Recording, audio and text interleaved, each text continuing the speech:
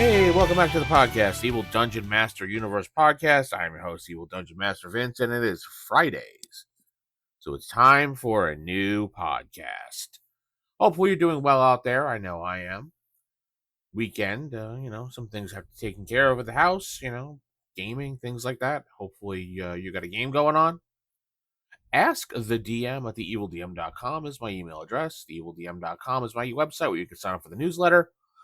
And I think that's about it. Oh, yeah. Patreon.com/TheEvilDM is where you can support me. Anyway, on to today's show. And I appreciate everybody that sent me emails with feedback and suggestions on things to talk about as I cover everything in AD&D slowly but surely, as this is a solo podcast. So it's just me talking. I don't have anyone to bounce off of. And I like it. I like, getting my own schedule for these things. Today, we're going to flip open to the Fiend Folio. Talk about a monster today.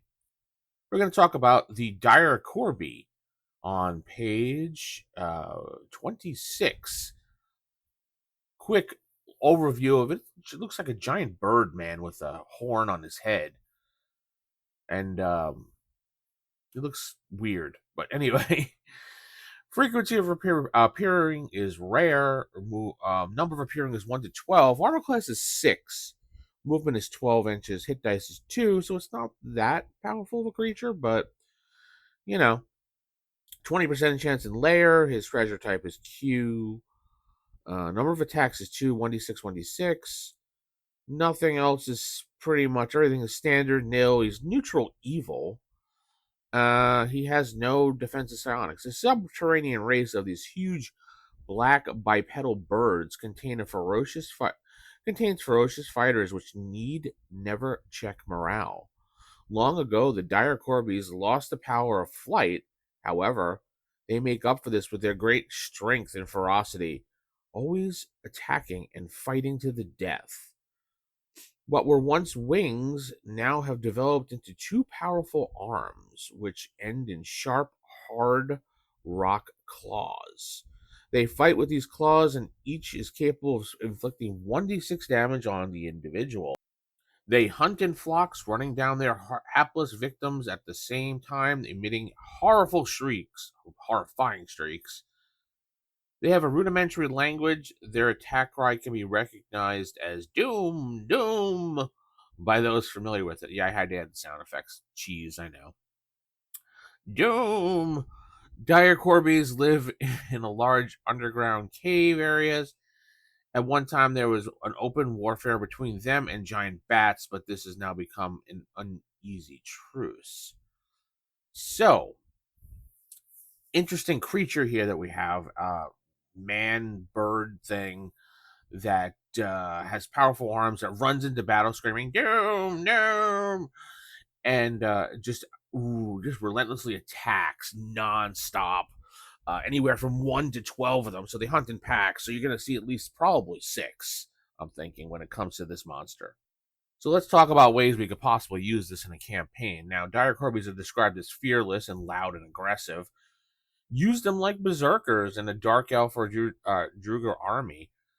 They charge first, screaming "Doom" chant while absorbing damage and creating chaos. Corbies attack without retreat, so they focus on the loudest or the strongest target possibly, have them target the party's frontliner and never stop. So they're going to team up on your fighter or your barbarian and just go to town on getting rid of the strongest opponent they feel is necessary. Pretty basic there. They live deep in caves. You can easily slot them in as territorial rivals to other underground factions. Maybe they recently pushed goblins out of a mine. Maybe they want some drow that's there gone. Who knows? A possible hook we can talk about is a faction hires the players to deal with birdmen who won't negotiate, won't flee, and won't stop fighting, making it a siege situation. So there we go.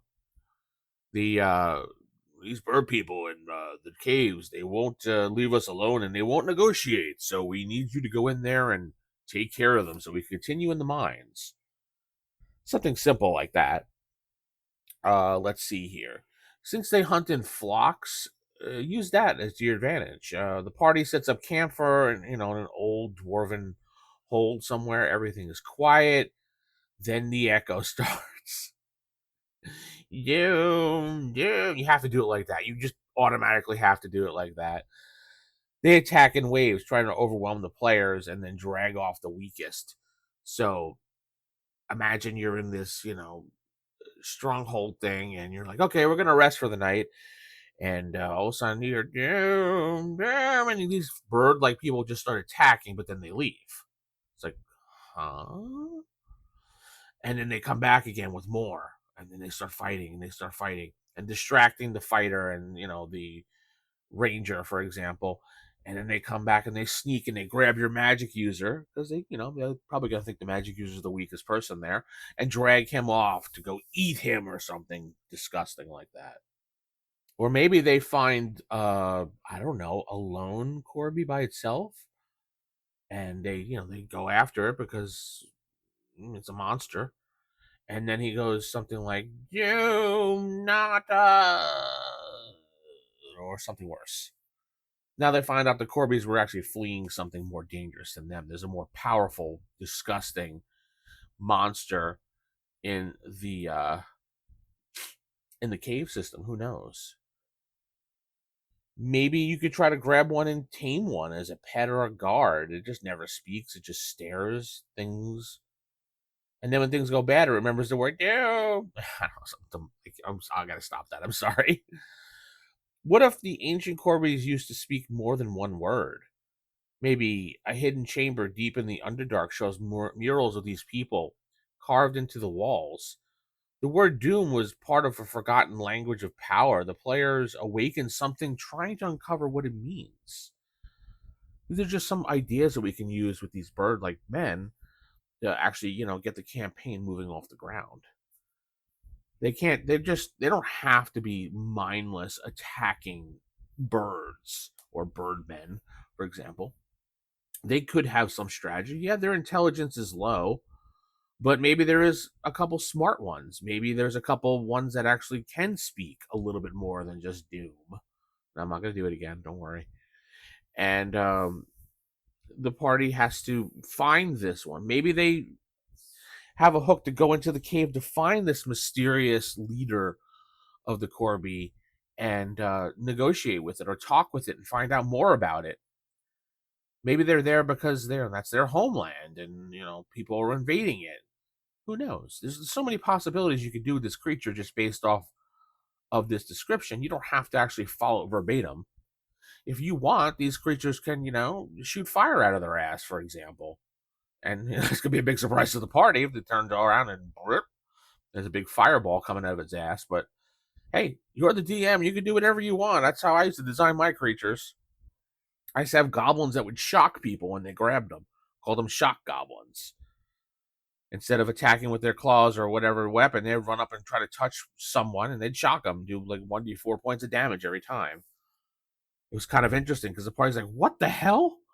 But anyway, just an example of things you could do with just your imagination, because you're the dungeon master. You rule the book, not the other way around. A lot of people forget that.